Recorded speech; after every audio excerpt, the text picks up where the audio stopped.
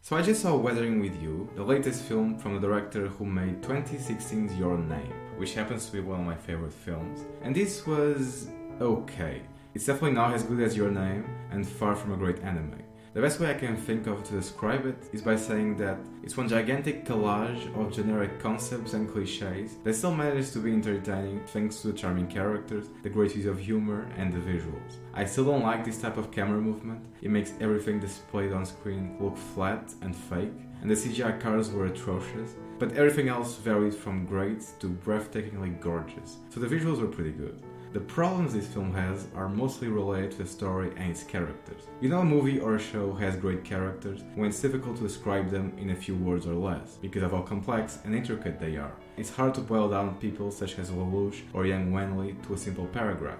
There's just so much you can say about them that trying to define them by using character archetypes can be challenging. And this is something of a general rule when it comes to great characters. Walter White from Breaking Bad, most people from Game of Thrones pre-season 7, and so on. And when I think of great anime movies, you have all the protagonists from Hayao Miyazaki and a few other Ghibli films. Characters with so much depth and realistic quirks that you rarely find a review that comments on how shallow or weak the characterization is. Everyone feels authentic and fully fleshed out. And this brings me to my issue with the characters in Weathering with You. It's very easy to label them all. Girl with supernatural powers, boy love interest, precocious child that acts more like a mini teenager than an actual child, a few adults to boost the cast and make the world seem more lived in, and stock characters that help propel the plot without offering anything of real worth. Even the premise uses a cliche of having to sacrifice oneself to save the world. And all of this put together make the film come off bland and forgettable. The characters are charming while you're watching them, but they won't resonate with you in the long term, because of how generic and basic everyone is. There is no long-lasting effect like there was with Your Name, in my case, or even better, with a silent voice. The characterization is astonishingly weak in this film, and it's worsened when the plot rushes through important moments like two characters getting to know each other for the first time. Everyone becomes friends with each other pretty quickly, to the point where it could even be described as a plot contrivance. It was smart of the film to use multiple montages to help ease out this feeling of weak storytelling, but you can still feel that things are being rushed through.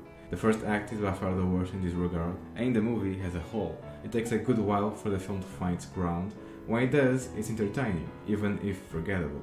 The two main characters from Your Name make a cameo appearance for some reason. It was a bit distracting. I was trying to remember where I knew them from, and as soon as I did, I didn't quite understand the point of inserting them in this film. But maybe this guy is trying to create his own anime shared universe or something. I don't know. The soundtrack was pretty good. I liked the music. For the first hour or so, it felt like they were borrowing heavily on stuff from Your Name, but by the third act, the music seemed to fit this movie more. It became its own thing. And I don't have a lot else to say. I wish they had done a better job with the characters and the film overall. The male protagonist was barely developed at all. We just know that he might be good at writing and he loves the female protagonist. That's it. Watch the film if you're already interested, but I don't see any real reason to recommend it. I'm giving Weathering with You a 5 out of 10. And although I didn't thought it was as good as Your Name, it was pretty much on par with what I came to expect from Makoto Shinkai. I am not one of the people who think this guy is the next Hayao Miyazaki. In fact, I just assume that those people have no idea what makes Miyazaki movies great in the first place. Anyway, see you next time.